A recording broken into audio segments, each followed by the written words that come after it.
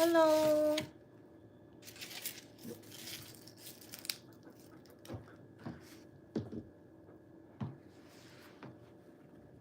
How are you? What is this? In, in.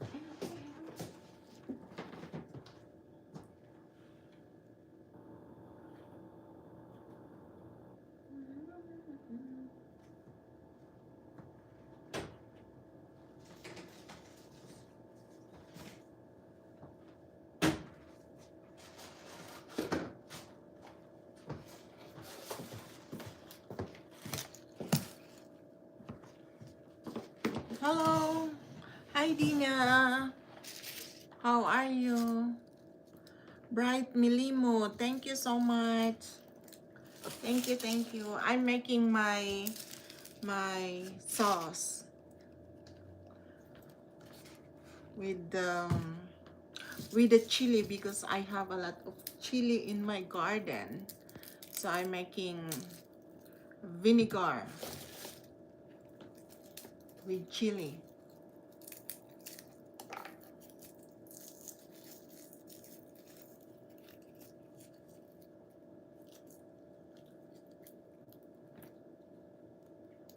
Thank you, everyone. Hmm.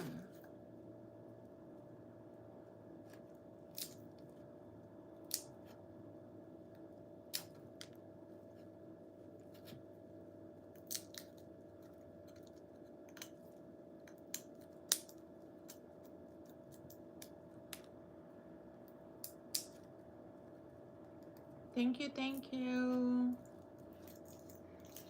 Shout out Dina Molita. Bright Milimo. Thank you. Muhammad Sarhan Amzar. Shout out.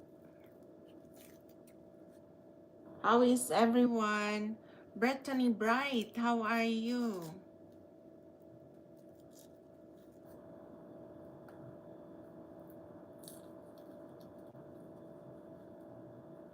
I'm making my own vinegar with chili.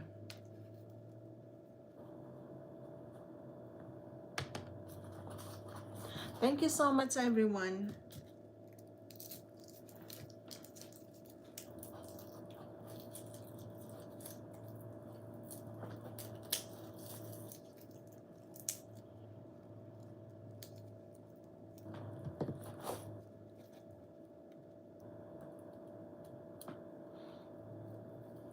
Thank you, thank you. Please subscribe to my YouTube channel. It's kind of dark.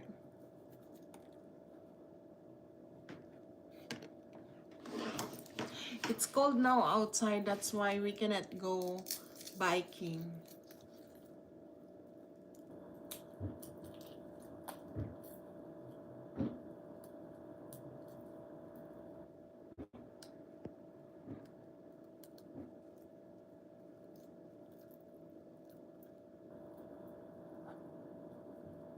Oh my god. It's not sharp. My knife is not sharp.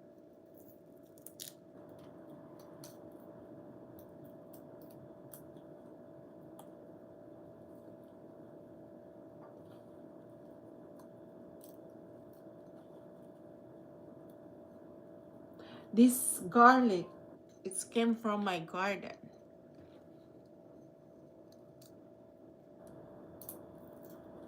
But it's too small. Hmm. Thank you for the 10 viewers. Thank you so much. Please subscribe to my YouTube channel. Thank you. Busbing, pinsan, kumusta? How are you?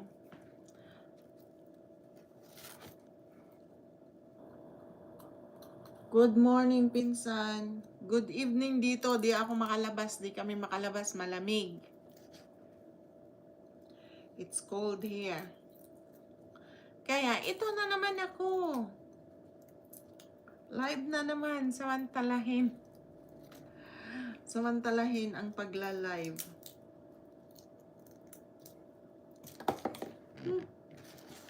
Ang liliit naman kasi eh. Nakakainis.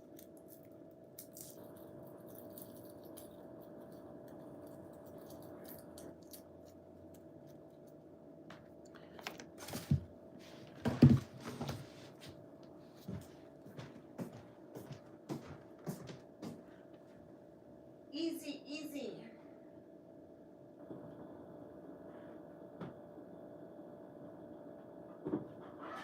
To make it like you.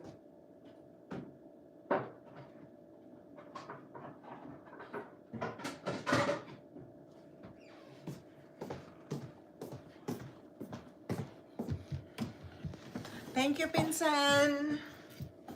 Ba't parang basa yung aking ano?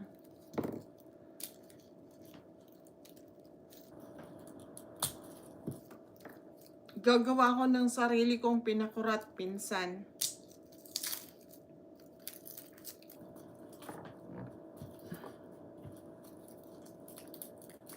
Ang mahal kasi dito ng pinakurat.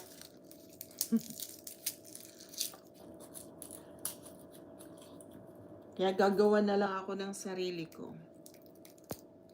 Marami kasi akong sili eh.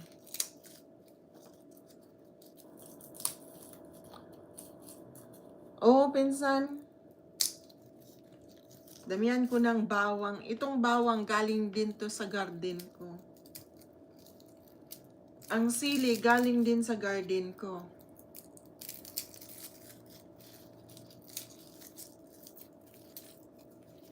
Kaya subukan ko na lang ano. Tapos yung suka ko is tanim mo yung sili. Oo, Pinsan. Nung galing kami nagbakasyon sa norte. Ang daming hinog. Kaya yun, pinitas ko nang dumating ako.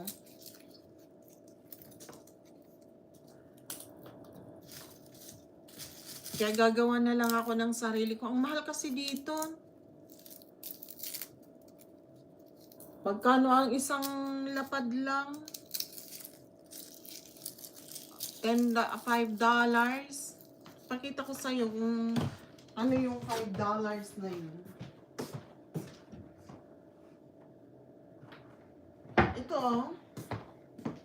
Ito, $5.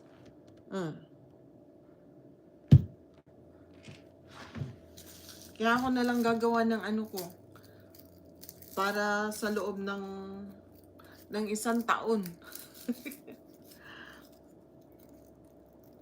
Marami naman akong lagayan eh.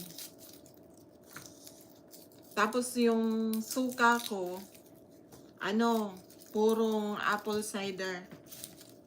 Kaya mas, pa yung akin.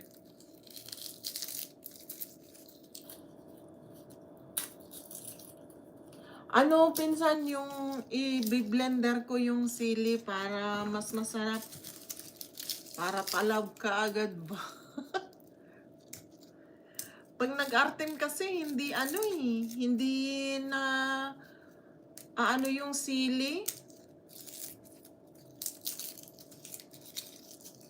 Kaya i-blender ko siya.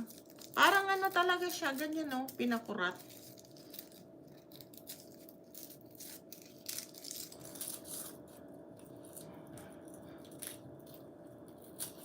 Para may sarili akong suka.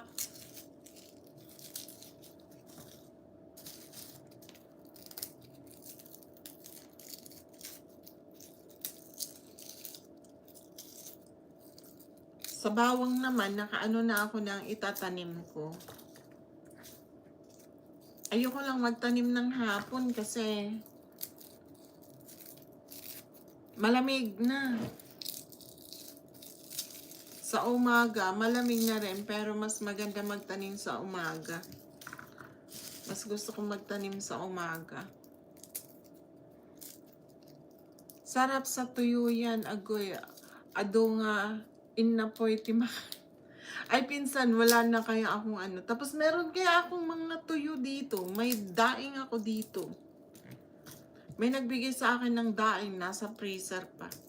Hindi ko na ano, pagkaano nga, magluluto ako.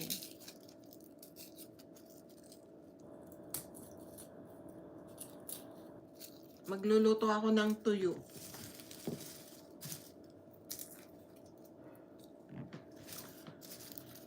Sa kanin naman, bihira ako nagkakanin pinsan.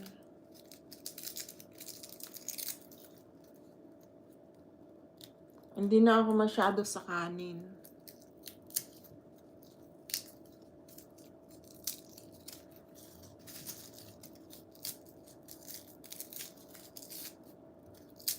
Live ka? Pagkaano, kukunin ko yung ano.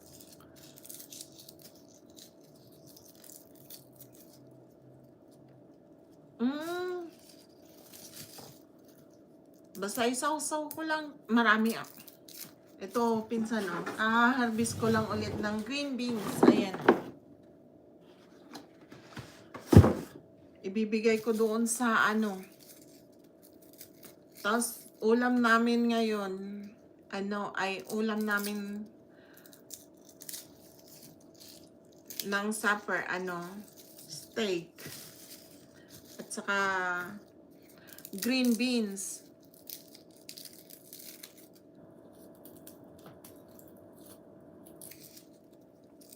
Yun.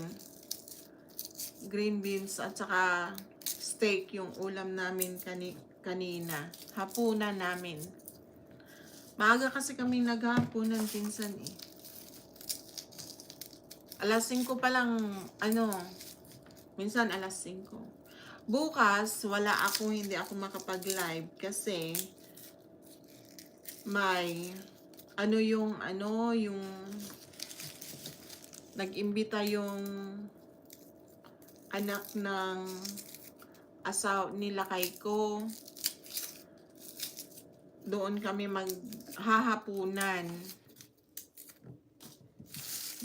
maghahapunan. Kaya wala ako bukas. Di ako makapag-live.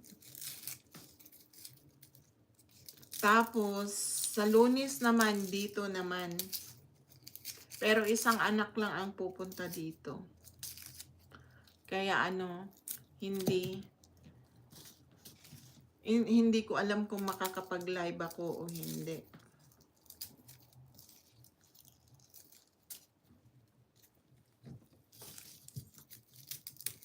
Not unless po magbibisikleta kami.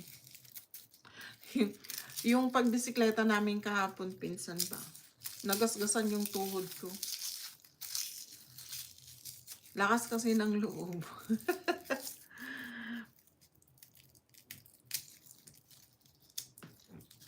Tumbling dito, tumbling doon eh. Nagasgasan yung tuhod ko. Kamaisan ba naman, pinsan? Tapos, may may mga laman pa talaga, tinumba nila. Tapos, pumunta kami. Sos. Wala eh. Talo-talo na.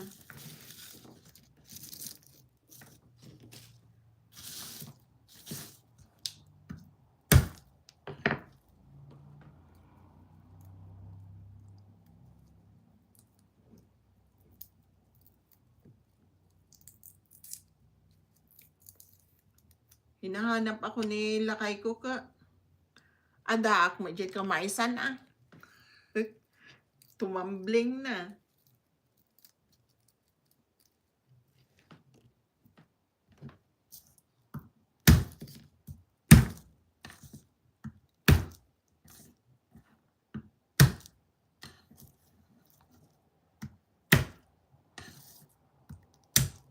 Pagkatapos ko nitong bawang, kukunin ko yung laptop ko.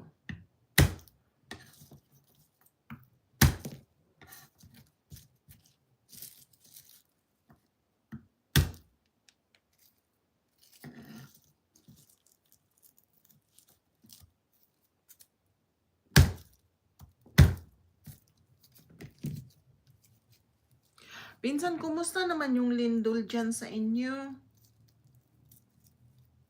Okay lang ba kayo?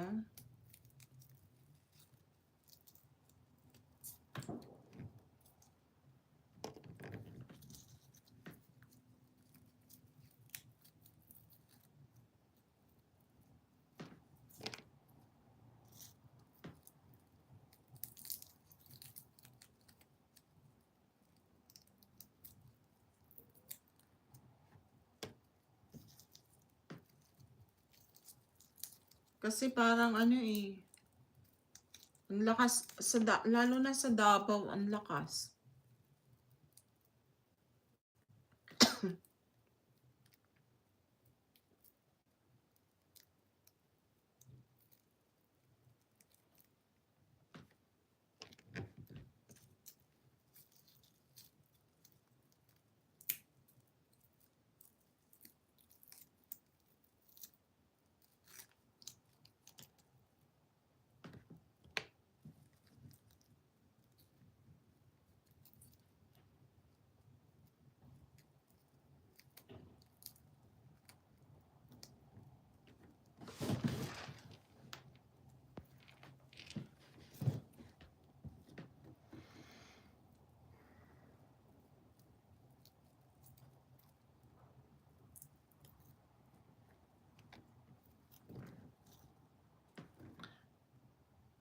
Yaw-yaw ka lang dyan. Dito lang ako tambay. Thank you, pinsan. Kumusta yung ano mo dyan? Ay, ano mo dyan? Yung lindol ba? Hindi ba nakadating dyan sa inyo, pinsan?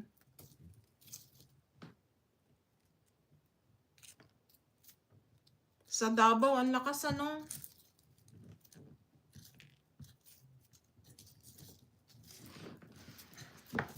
Nakakatakot.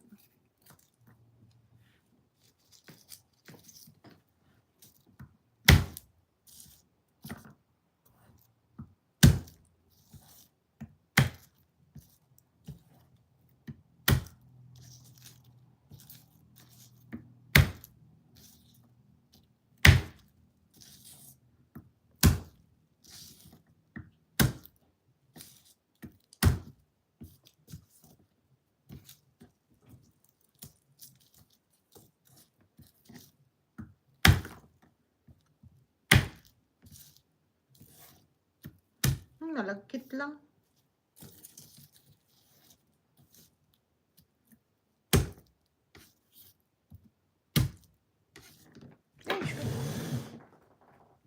Nakalaga ang isang butil ng bawang.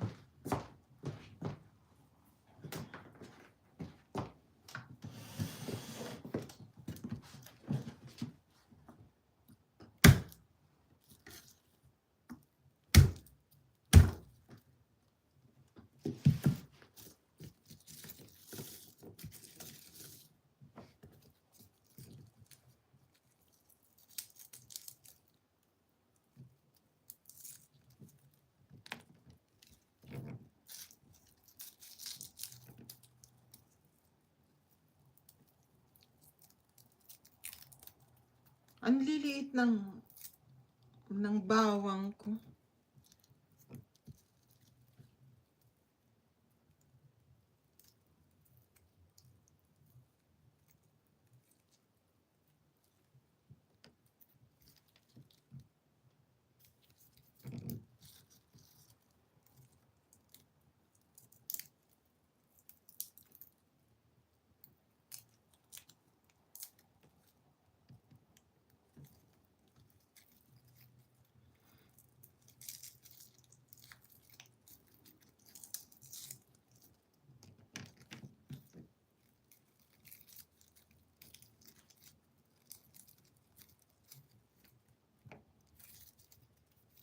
Hmm.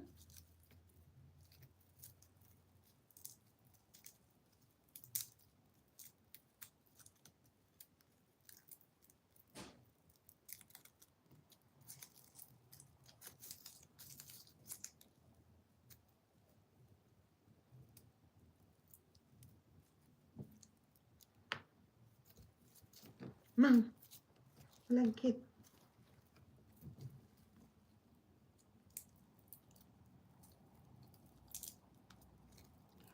Thank you sa 3 tamsak dyan.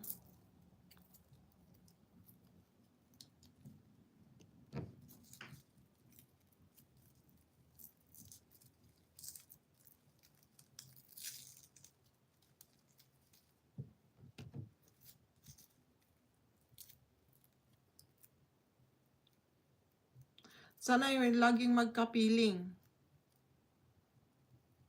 Hello? Kabsat, ikaw yan? Kabsat. Kumusta, Kabsat?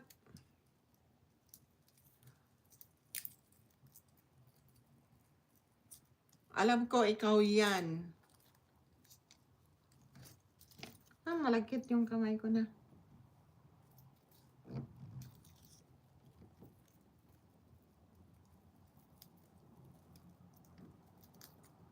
Gagawa ko ng pinakurat ko.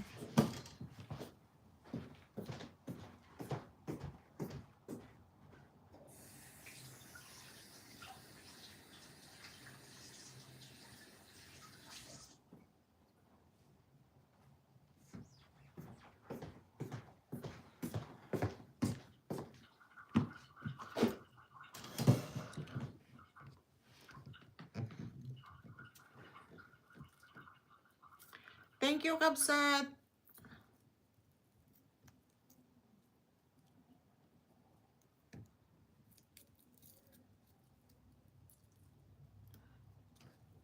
Puro title ng ano yung ano mo, Kabsat eh. Naalala kaya kita. Kahit matagal akong hindi ako online.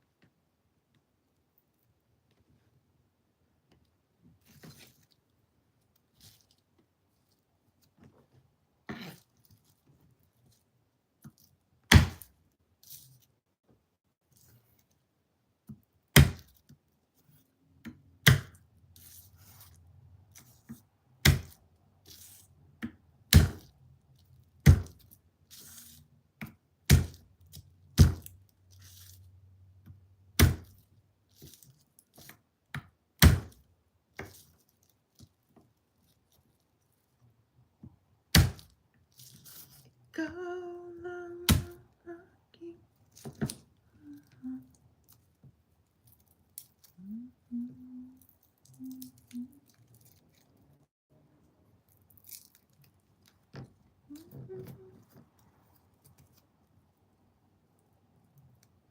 Thank you.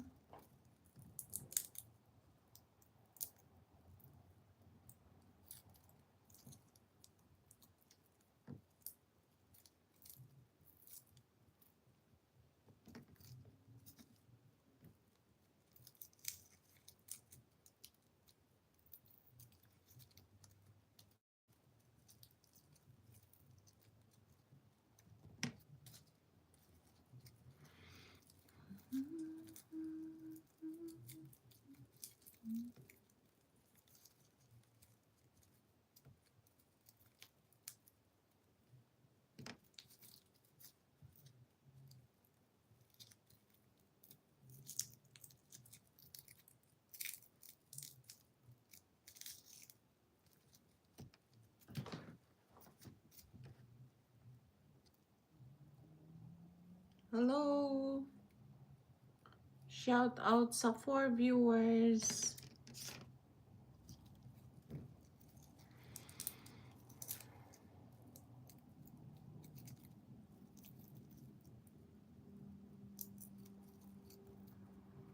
Thank you.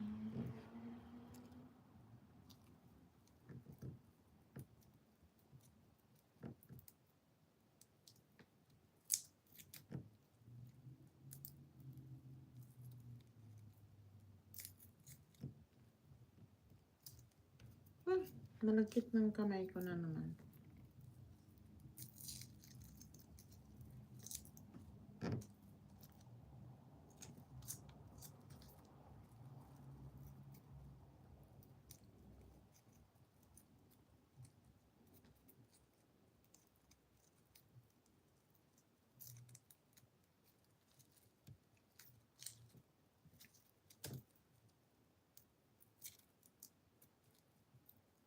Thank you, 7 viewers.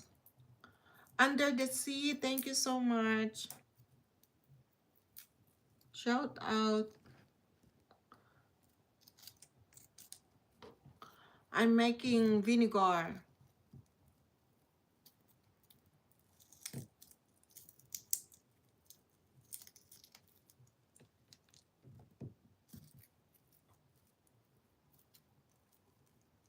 Thank you for 10 viewers. Thank you so much.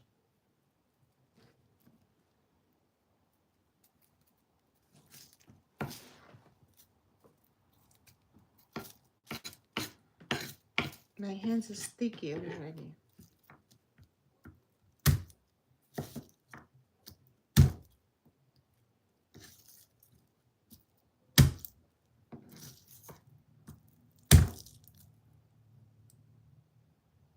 Under the moonlight. Thank you.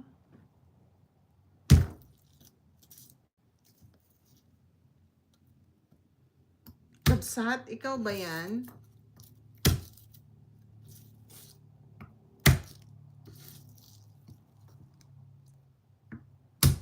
Di ko makita yung ano eh. Maliit lang kasi. Pero parang kapsat, ikaw yan eh.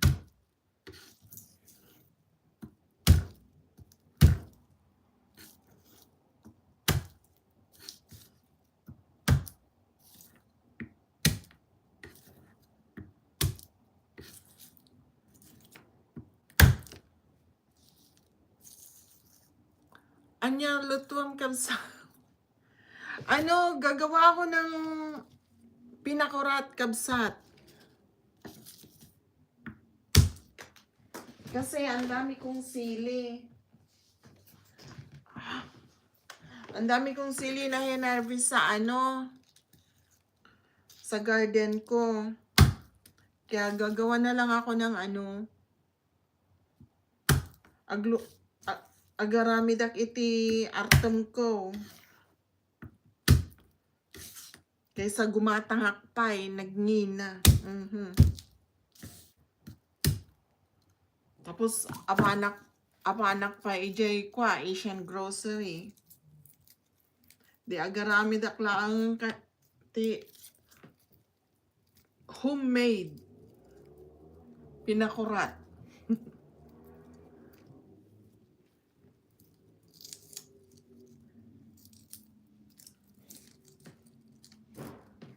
Homemade pinakurat. Makyat na ang pasaway ko.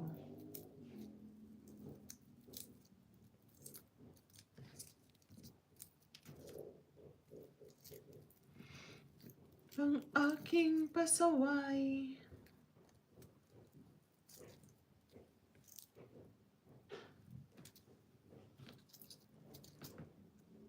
Thank you, Kabsata.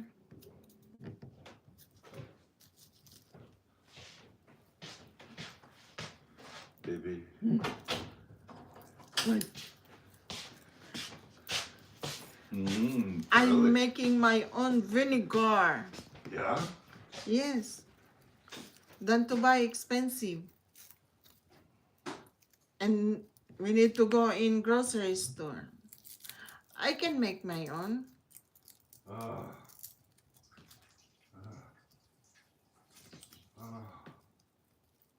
What the heck?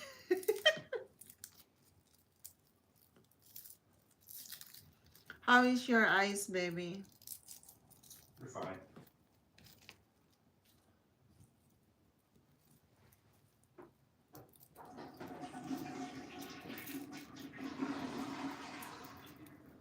And then I will prepare the green beans for Bray. And then I will make some. I give some also to Nancy.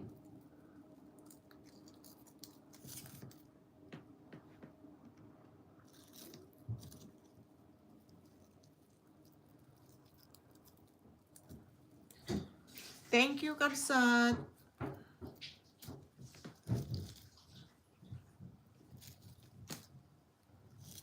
You want to start the hot tub already, baby, or tomorrow? Or tonight? Midnight, I mean. Yeah, we can start it tonight. We'll start it, we'll run it for a little while. But when you're done, do your video and everything, okay? Yeah. You don't want to listen to it Yeah. I just took one filter out to let it drain. Mhm. We have to put the filter in and then take the cover off of this, okay? Okay. And I'll probably have to lift up the side of this. So you do what you're doing first. We can do it midnight.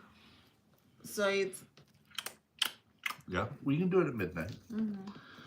Okay, midnight. I will make like this. Okay. 1 gallon. Yeah? Mm. Okay. So that is for a year. Okay.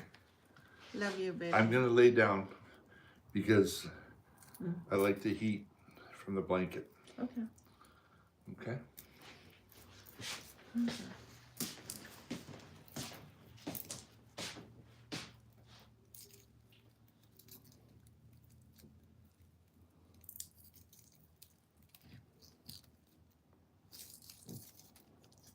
What time we will go there tomorrow to Dave? 4 o'clock, something like that. Okay.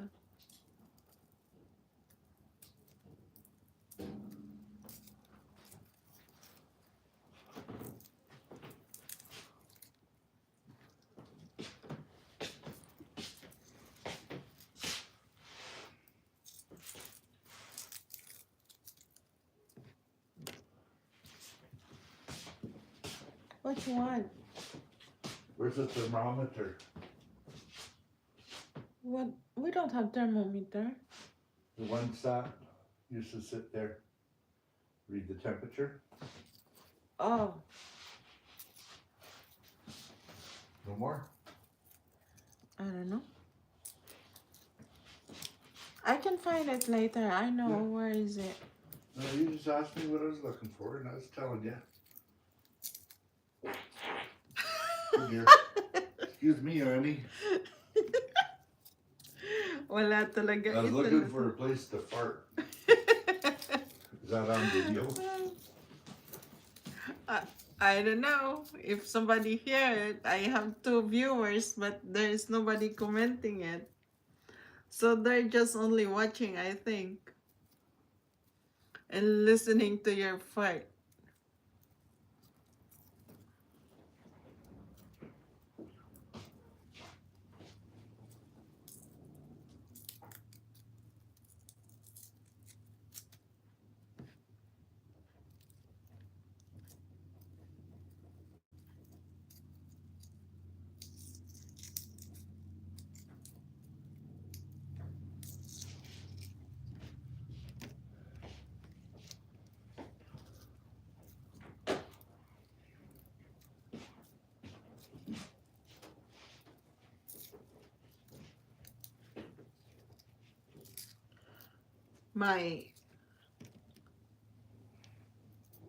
My vinegar, there is no water. It's pure.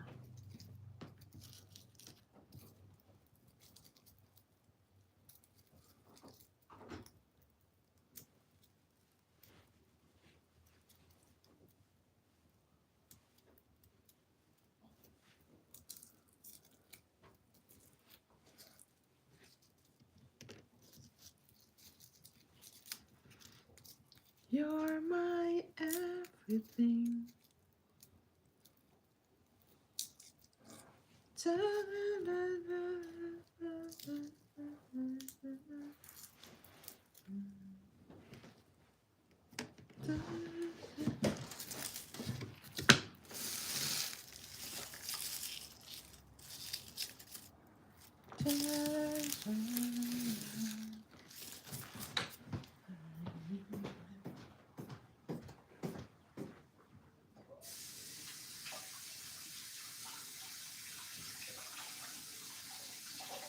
Who's calling?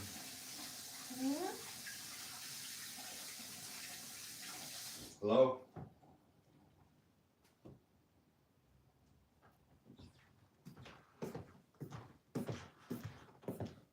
Who's calling you? Bam. Somebody miss your voice.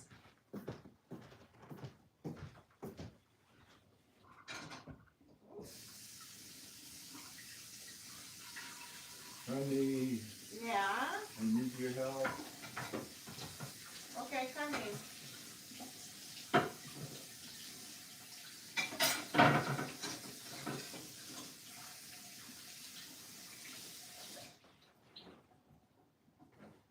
Did you miss the laundry? The bed again? No, Coming. nothing more important. What is that? I can't get this out. It's right there where my finger is. Yeah. You got it? I can't do it. Okay, I can do this.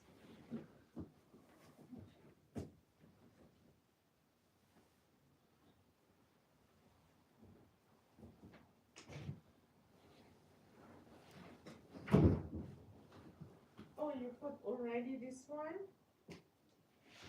Okay, it's up.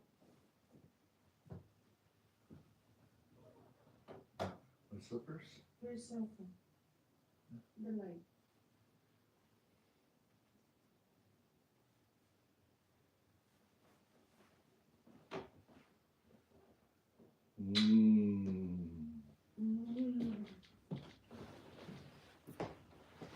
Thank you, honey.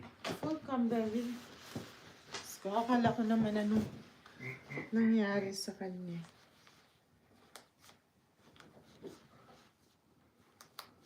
Ah.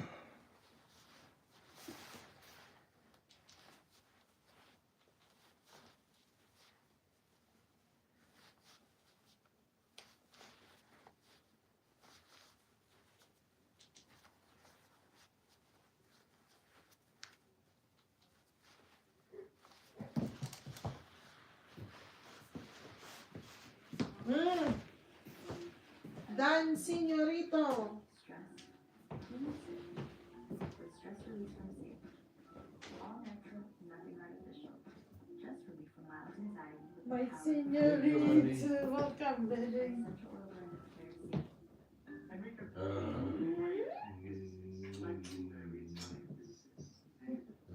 laid many of the foundations of modern 20th century physics. The Fermi paradox, the thing he spent the least time on actually, is almost one throwaway remark. The question is, where are they? By they, I mean universe. We know that we live in a big old galaxy, in a big old universe. The Milky Way galaxy, we now know has something like 400 billion suns. And we now know that most of those suns have planetary systems around them. And so there's a lot of real estate, and there's been plenty of time for civilization to develop. The Fermi paradox, at its heart, is the statement that notwithstanding the fact that there have been billions of years on billions of worlds for civilizations to arise, we see no evidence of any of them in the galaxy at all. So the paradox is why.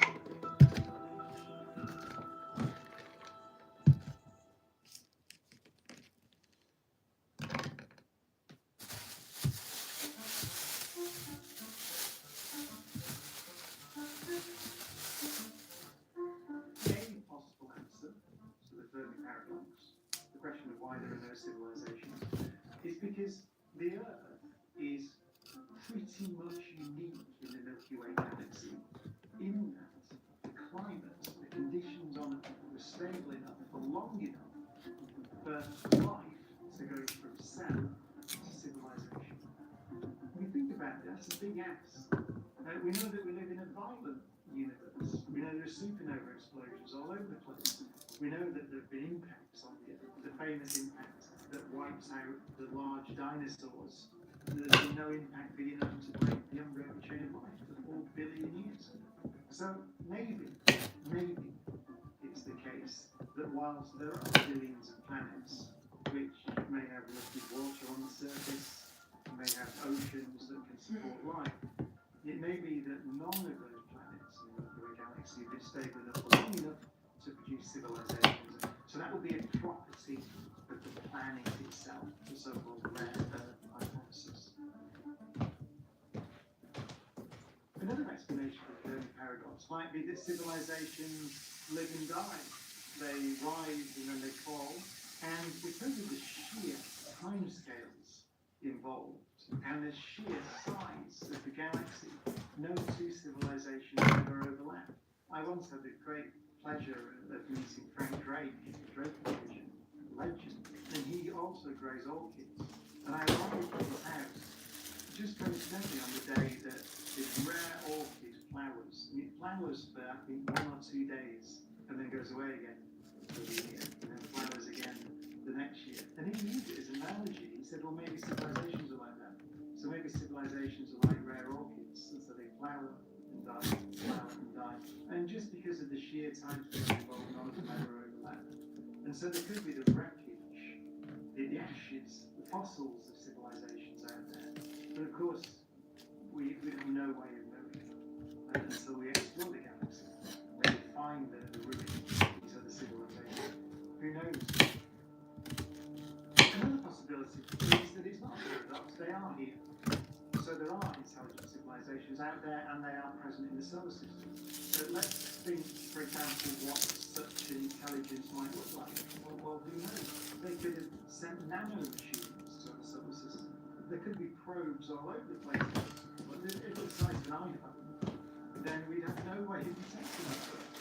So it could be that the technology of a sufficiently advanced alien species civilization is so beyond anything we can comprehend or detect that we haven't seen it, and that's certainly entirely possible.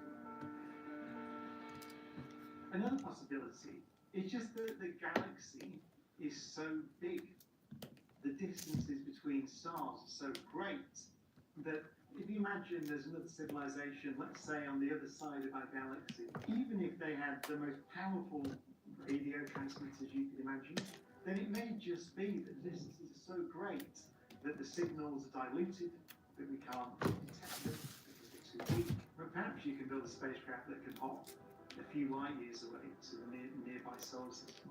But you can't build a spacecraft that can traverse the galaxy. Now, it's possible that there are many civilizations out there, but the advanced civilizations choose to remain hidden. Sometimes called a dark forest hypothesis, quarantine hypothesis.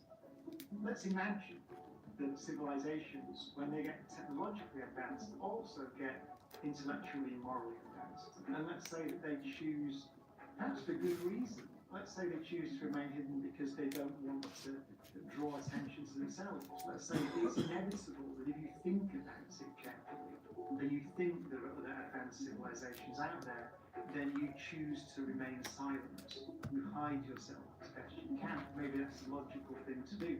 I find it difficult to believe, given human history, that that's the way that intelligent civilizations behave. Hi, Pinsan. We Thank certainly you. haven't made any attempt Nabis. to remain hidden so far. Thank you, We Vincent. broadcast radio signals out to the stars. We've launched on our space probes, Voyager, pulsar maps in that case, which shows the location. Kunin ko yung of our laptop ko, solar system. i-play Should din any other kita. civilization find it? We've tried at every opportunity to broadcast our existence. Carl Sagan argued that a sufficiently advanced civilization, a civilization that can build interstellar spacecraft and communicate across interstellar distances, perhaps it is wise enough to have overcome the primitive instincts, the instinct to cause trouble, to fight wars, to colonize, to war over other civilizations. Perhaps it's inevitable that with technological advance ultimately comes wisdom. Maybe it's like Star Trek. Maybe it's the Prime Directive. Patients want to know why they should take care of their enamel, and I tell them strong enamel is your best defense against erosion and cavities. Reinforce that defense with Pronamel Active Shield for an effective cavity protection. I recommend Pronamel Active Shield.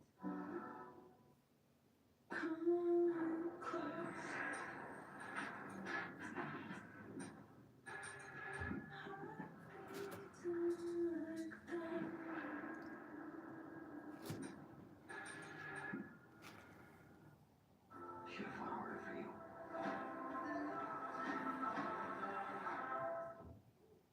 You're seeing Skechers' famous glide step footwear everywhere. And now that famous design is available in hands-free Skechers slip-ins. Get the comfort and style of glide step now with the convenience of slip-ins with no bending down or touching your shoes. Try glide step Skechers slip-ins. For a limited time, get up to $40 in MasterCard prepaid virtual cards when you buy Show Rotella. Don't ignore this deal. You'll regret missing out if you do. Show Rotella. Different drives us. Who happen to look like us?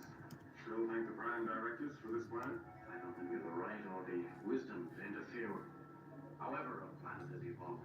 Maybe it's morally certain that if you're sufficiently advanced, you decide to take the position that you will never introduce yourself or interfere with another civilization.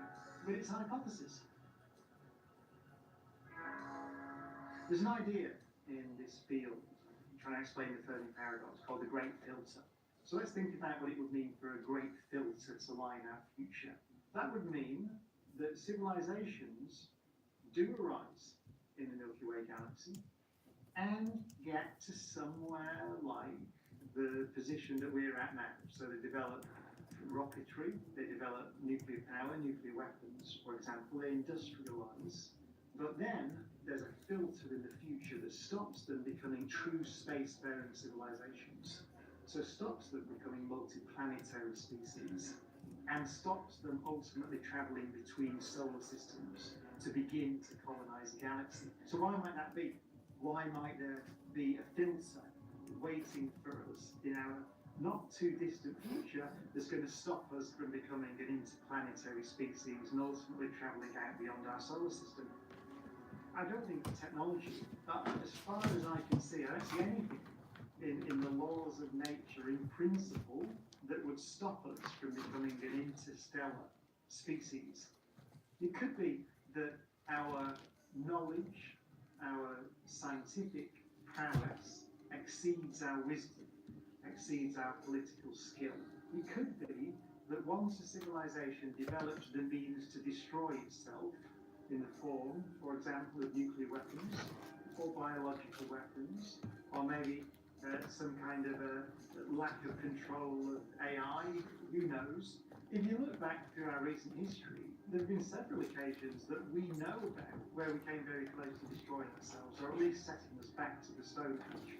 For example, where there could have been nuclear launches and weren't, so I'm sure there are many others that we don't know about. There's the challenge of climate change. We're completely incapable of coming together at the moment as a global civilization to address that challenge. That could set our civilization back. So it might just be almost a law of nature.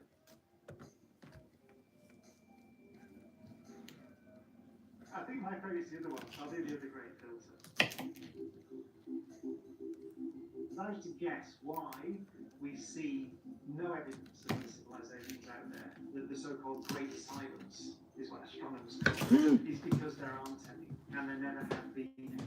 The reason I guess that, and I emphasize it's a guess, is biology. So if you look at the history of life on Earth, then we see that life began 3.8 billion years ago, let's say. But then we see for the best part of 3 billion years on this planet that there's nothing more complex than a single cell. And there could be good biological reasons for that. One that springs to mind is Hi, the evolution Kapsat. of Thank what's you. called eukaryotic cells, which form all multicellular entities on the planet.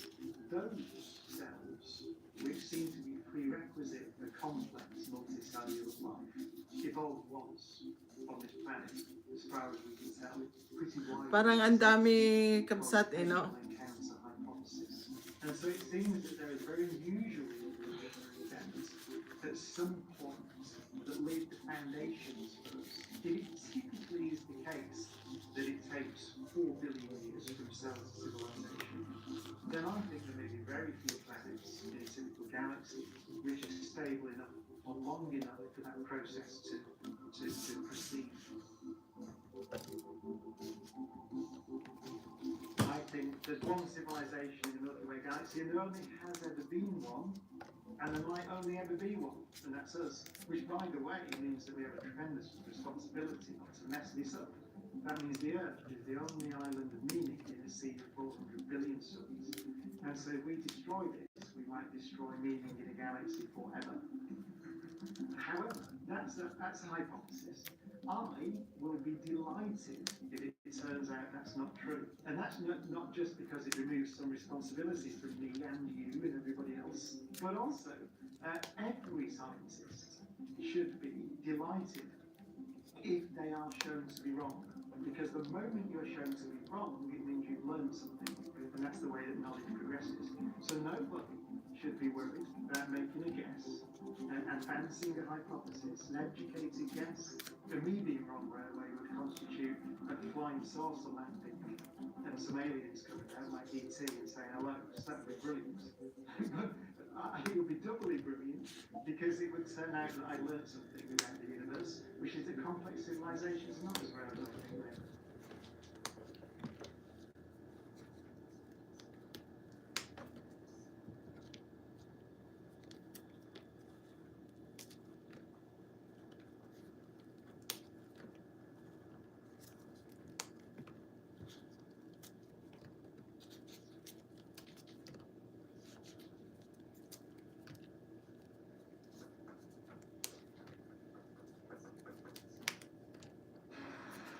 When you're this good, the game looks different. You see every angle. And on Monday nights, when all of Canada is watching, you show up. Prime Monday Night Hockey starts October 13th. It's on Prime.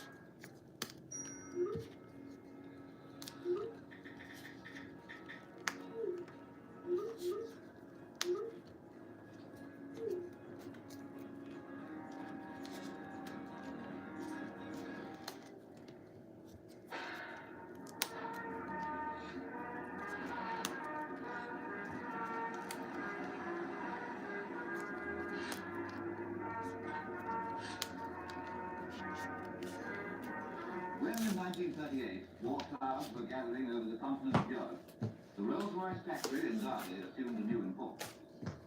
Home of the company since its inception in 1906, it was from here that one of the United Nations' greatest contributions to victory was brought to fruition by a fixed group of designers, engineers and executives under the able leadership of Sir Arthur Sitgreaves and Mr. E.W. Hyde.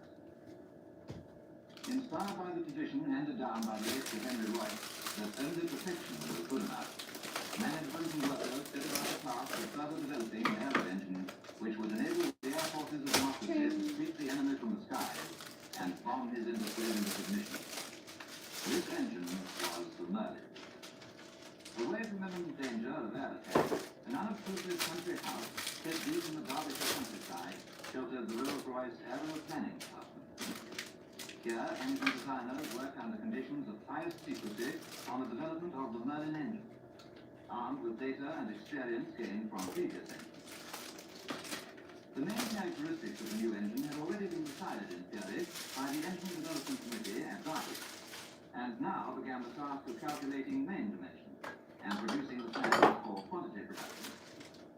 At the same time, scale models of complete engines and power plants were made of wood in order to visualize and check the exterior dimensions, while much time could be saved in checking the dimensional suitability of modification. Matters like frontal area, engine weight, working with practical undercarriage, position of center of gravity could all be deduced from measurements and behaviors of each model. The next step was the making by skilled engineer draftsmen of many thousands of detailed working drawings, which would constitute the basis for building the prototype. As these drawings had in turn to be duplicated for use in the workshops, a blueprint department with an average output of 6,000 drawings a day was brought into being.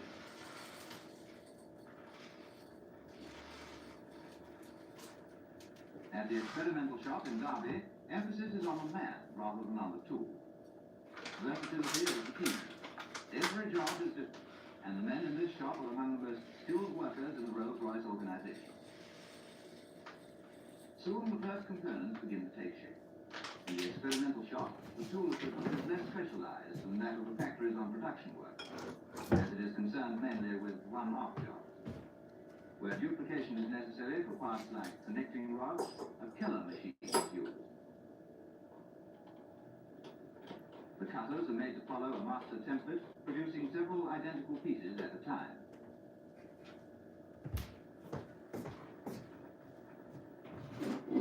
Few shapes and fixtures are available in the experimental stage, so the alignment of a machine surface is checked on marking objects.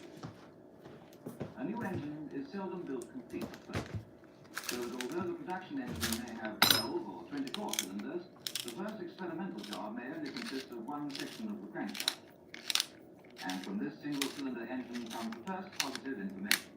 On these results, a forecast of the behavior of a full-size prototype can be made. When the prototype is assembled, it goes to the test house. The engine is coupled to a dynamometer, which is a form of water brake, which absorbs the entire power output of the engine, and is capable of adjustment so that the characteristics of the engine at different loads and speeds can be measured. The control panel also has instrument consumption, boost pressure, oil pressure, coolant temperature, engine revs, power output, and many other quantities. Ever since it was first developed, the rated horsepower of the Merlin has steadily increased. The latest types have a power output 2 or 3 times as great as that of the original prototype, without any great change in movement dimensions. After test, the prototype is stripped down, and its parts are subjected to minute inspection. Parts which show signs of undue stress or wear are examined by the chief engineer and designers, who decide what alterations in design, manufacturing methods, or materials are necessary. Once the prototype has passed its first test bed trials, it undergoes further tests with the air screw fitted. Finally, it is ready for its flight test. Installed in an aircraft fuselage, the Rolls-Royce test pilot takes off to confirm that the Merlin engine will in practice do as much and even more than the designers had planned.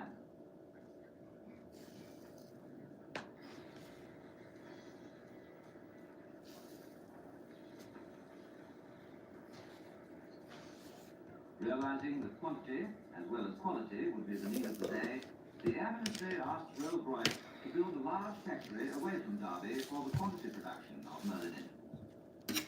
In 1938, work began on the erection of a large ultra-modern plant at Crewe. While in 1939, as war became a certainty, the company were asked to build yet another factory, about twice the size of Crewe. Glasgow was selected, and work commenced on the Glasgow plant in July 1939. By early December, the first machine tools were already in production on the Merlin.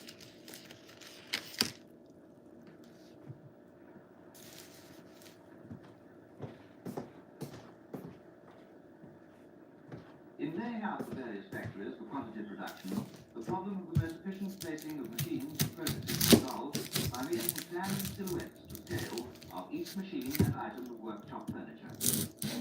These silhouettes were then maneuvered on the scale floor plan until the ideal disposition was found. The layout was then photographed, and copies were sent to the plant engineers. As soon as all the machines were installed, full-scale production on Merlin engines commenced. Producing the Merlin engine in vast quantities without losing anything of the world-renowned Rolls-Royce qualities of precision workmanship presented untold obstacles. Apart from the difficulties of operating under wartime blackout conditions, and the demands of the passenger services on road and rail transport, making difficult the movement of raw materials, there was the problem of labor.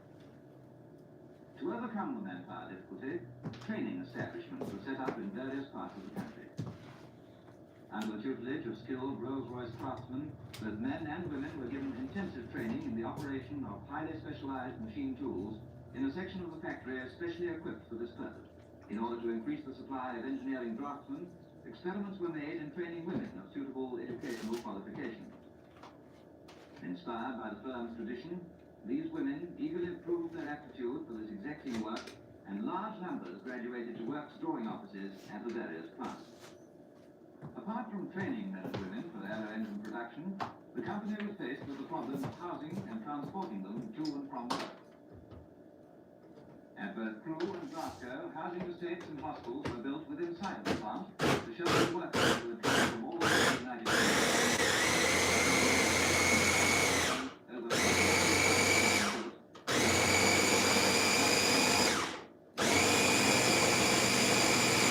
To and from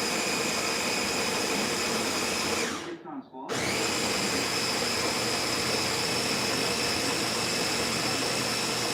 Home guard.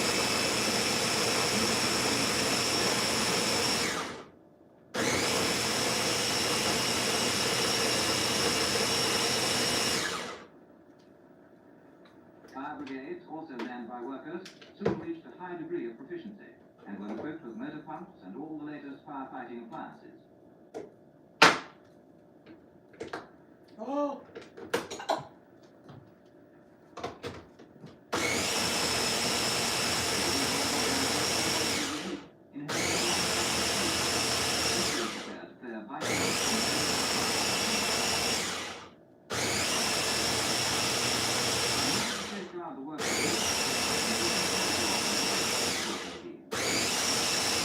Workers were given a medical examination and eyesight. Doctors and nurses. Maximum cooperation between workers and management. Joint production committees were formed at each factory, consisting of representatives of the management and representatives and shop stewards of the workers. Vast stocks of raw materials were built up, and a sample of every piece of incoming bar, tube, rod, or forging was sent to the laboratories for analysis. You okay? yeah, I'm okay. The one that I made, it's spicy. Oh. Now you cut yourself. No, Okay. It's spicy. I just smell it. Because I put all the cayenne pepper. Yeah. Okay. Scientists and technologists I want to taste it. in the Rolls-Royce Rock Ford shop, alloy steel forgings were pounded out night and day. The most highly stressed components of the Merlin engine are made from these Oh, forgings, so good. which allow a very high output of accurately formed parts. Wow. The metal itself, due to its molecular flow under the blows of the forge, becomes more homogeneous, capable of withstanding higher strain. In the manufacture of the Merlin engine, the light alloy foundry at Glasgow is unique in the Rolls-Royce organization, and probably in the world. The foundry, with its core, molding, and fettling shop, occupies 2 entire blocks of the factory and is organized, like the rest of the plant, on a flow production basis. The layout of the foundry and its organization for production constitute a great feat of technical planning. Every kind of casting used in making Merlin engines is produced here. Many difficulties had to be overcome. I need to add on one more the salt. and the achievement is made more possible by the fact that many of the workers are trainees, a large proportion of them women. Core making is a process which illustrates the way in which complex operations normally requiring much time and a high order of skill have been rendered rapid and certain in the hands of trainees of both sexes. Lighter cores are made by hand and mainly by women, on core tables to which ready-mixed sand is delivered by an overhead conveyor system. All the 300-odd intricate cores which go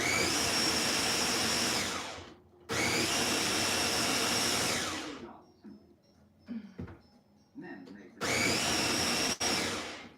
a number of heavy cores are used in the upper half of the crankcase mold to form the bearing wedge. This is one of the 2 main molding bays, which are arranged on either side of the line of furnaces. The molding machines are mostly of the rollover Jones type, both hydraulically and pneumatically operated and very simple to control. This mold, the upper half of the crankcase, is the largest on the engine. Complete with cores and molding blocks, it weighs a ton. The number of cores in the mold are an indication of the intricacies of the casting. This mold of the upper half crankcase, although the largest, by no means the most intricate here. The aluminium alloy, principally the famous RR50, is melted in gas-heated cooking furnaces adjacent to the mold conveyors. The larger molds are poured from two sides simultaneously. This allows the use of labels of manageable size and also tends towards the even temperature of mold throughout the mold. Very many and very large risers are employed to ensure sound metal in the casting. Castings are settled in this bay with power saws and pneumatic hand tools. The first job is cutting off runners and risers. On large castings, these are very massive, and a special type of twin-hand circular saw has been developed to do the job. The saws cut into the surplus metal from both sides so that it can be easily broken away at the end of the cut. Final settling of the castings is done with pneumatic chisels. These cut away all the flash and webs which are not needed in the finished casting.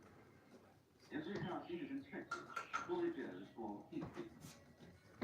Before the castings are machined, they undergo heat treatment in this 88 feet long freeze furnace.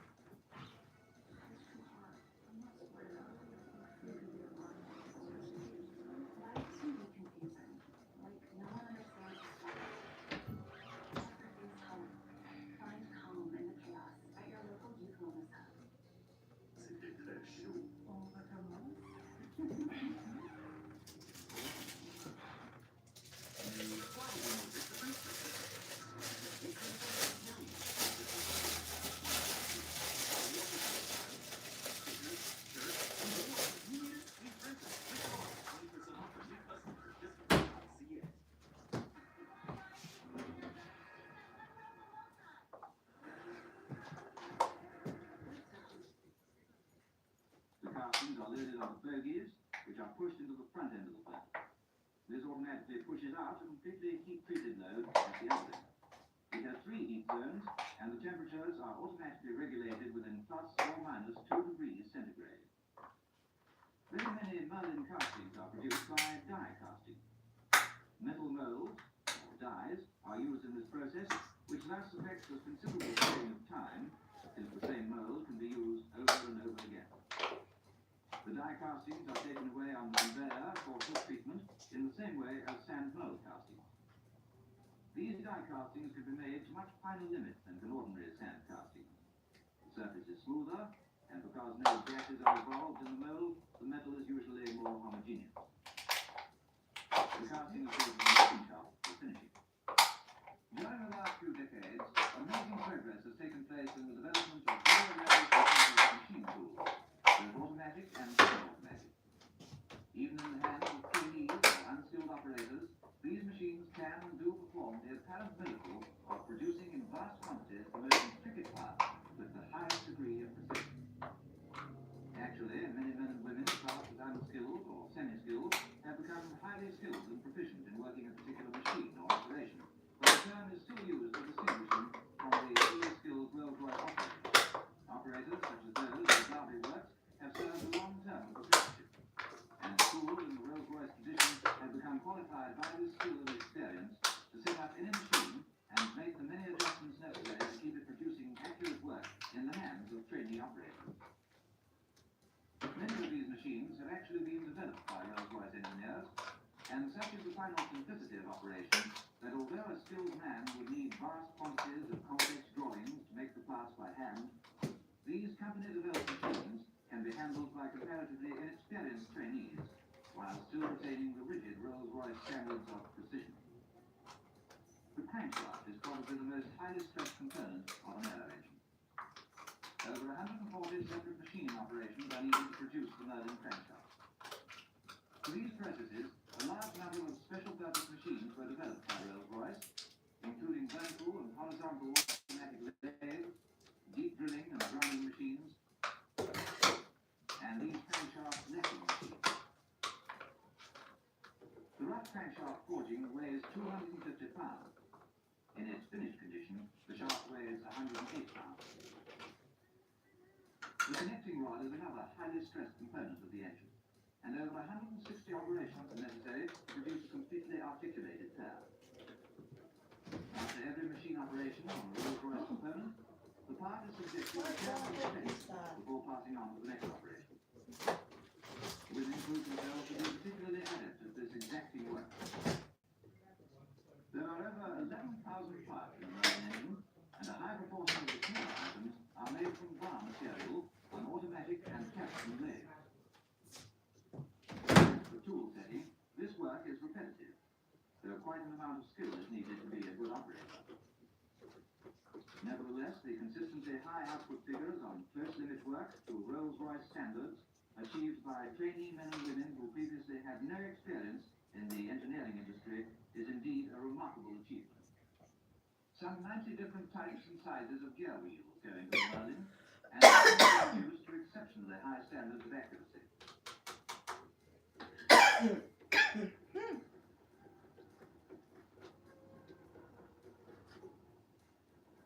Accurate tooth form and perfect structure of the metal itself is vital to the smooth running of gearing.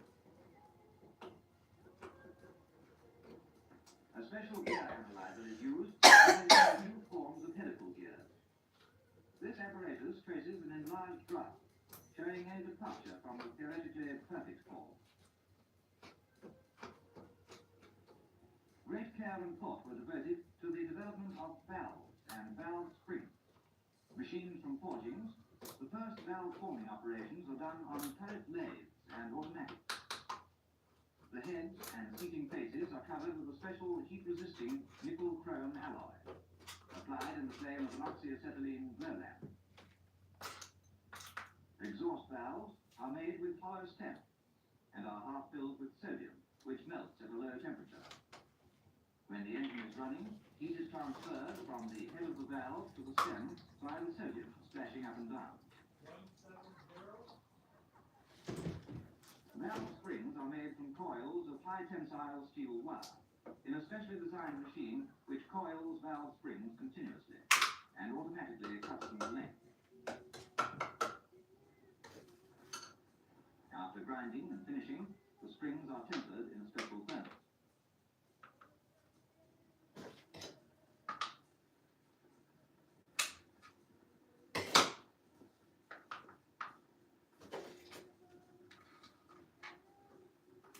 The journal run in bearings of a lead bond alloy.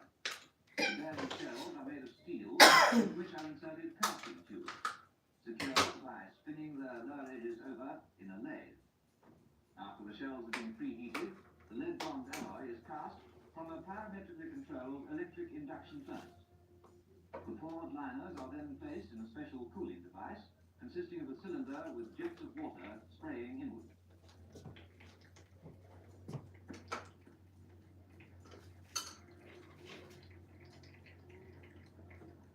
The rotor of the supercharger is outstanding among the light alloy components of the engine.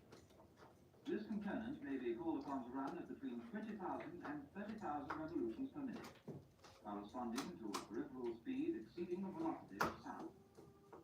It is therefore in the highest degree important that this rotor should be perfectly balanced. This is achieved by machining it all over. There are countless machining and finishing operations involved in the manufacture of thousands of other Merlin engine components. To each of these, unstinting thought and care were given in devising machines and machine tools capable of producing the required rate of quantity output without losing anything of the traditional Rolls-Royce quality. In order to ensure that the standards of manufacture were being maintained, Rolls-Royce engineers developed many high-precision measuring gauges and other complicated items of inspection apparatus to augment and improve the standards of normal engineering precision gauges. Inspection of each of the 11,000 Merlin components, not once but many times, was continuous throughout every stage of manufacture, including a thorough final inspection when the parts were completed. Every factory had at least one air-conditioned, temperature-controlled standard, in which the gauges and inspection devices used in the manufacture of Rolls-Royce engines are continually checked against standard gauges and precision comparators, whose accuracy is of the order of 10 millionths of an inch. When the finished components reach the sub-assembly stage, the engine begins to take shape. The assembly process is arranged as the sequence of operations in the same way as the machine. The sub-assembly benches are arranged in lines between the finished part stores and the engine erection line. The component travels along the assembly line through the hands of dozens of different workers who each add their part or do their particular operation so that the component is finished at the end of the line.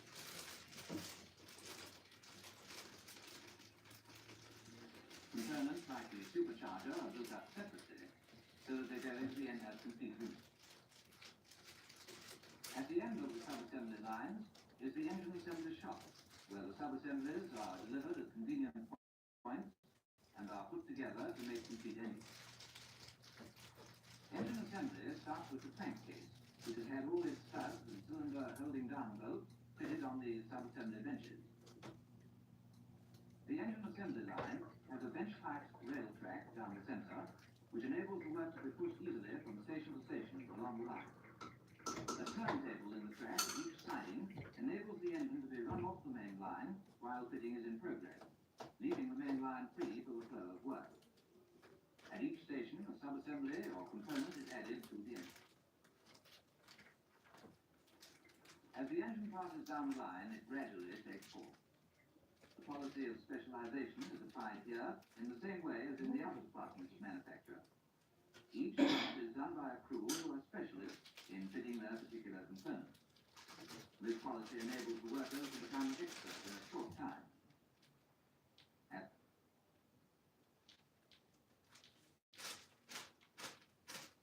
Seeing the figure of overhauled engines, which stood at a few hundred in 1939, rise to over 18,000 during 1944.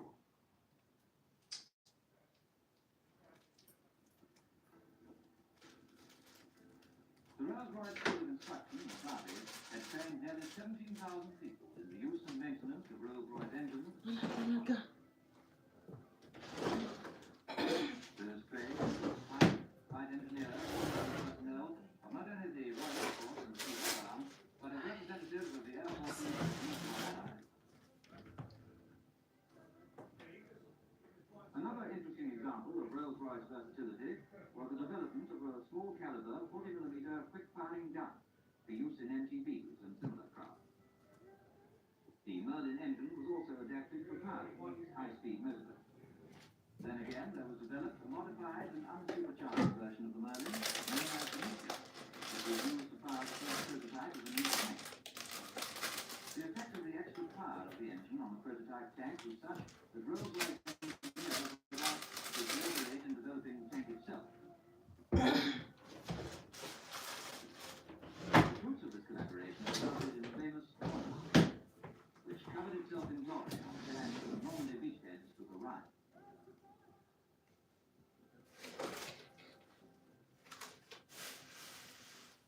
The Rolls-Royce organization may well be proud of its contribution to victory. Workers, designers, engineers, management all fulfilled a vital role in Britain's days of need. Now they can once more turn their hands and their brains to the needs of a world at peace. And this, indeed, they have done. In October 1945, 2 months after the end of hostilities, the Rolls-Royce jet turbine streaked across Britain's luring skies to claim the world's speed record of 606 miles an hour. What promises to civil aviation did this imply? What even newer principles of engine design and propulsion are now occupying the minds of the Rolls-Royce organization? For the world of science has much in store. And in the forefront of mankind's march onward will be Rolls-Royce applying to practice the newest and latest principles of scientific achievement.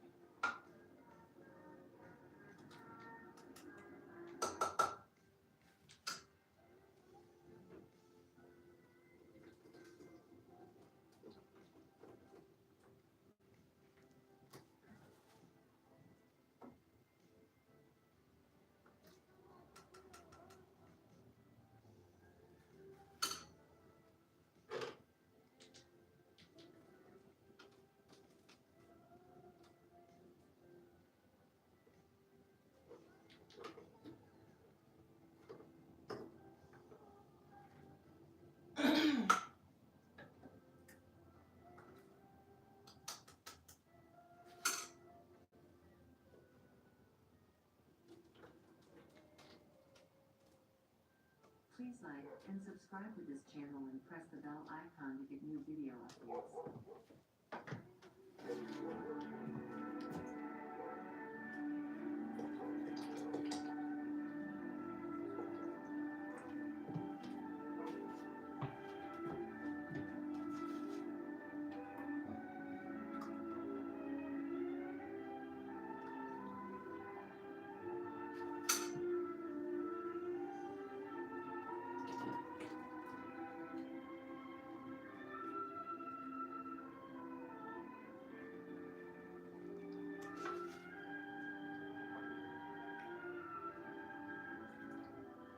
One of the most beautiful and useful of minerals is rock crystal or quartz.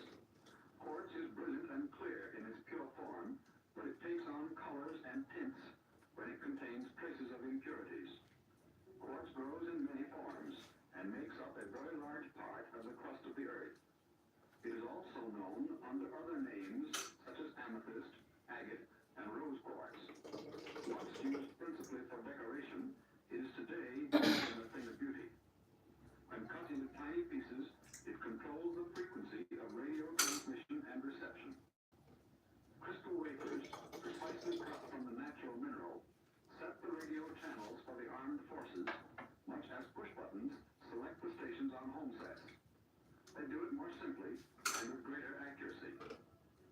In war, they provide quick and certain means of communication between fighting units. While experimenting with piezoelectric crystals during World War I and seeking a method of locating submarines, Professor Cayley recognized in quartz the key to the hair-splitting accuracy which crystal controls provide for radio today. Piezoelectricity, a property of quartz and of certain other crystals, was discovered by the Curie brothers of France more than a half a century ago. The problem of getting radio plates out of the rock can be understood by considering this wooden model. We desire a little square plate cut at just the right angles of tilt and of turn with reference to the natural boundaries of the perfect crystal. The crystallographer speaks of axes which are perpendicular and parallel to some of these spaces. We have to saw through the quartz at angles which are exactly right to have the finished plate behave properly in the radio set. The plate whose boundaries are traced in pencil on this wooden model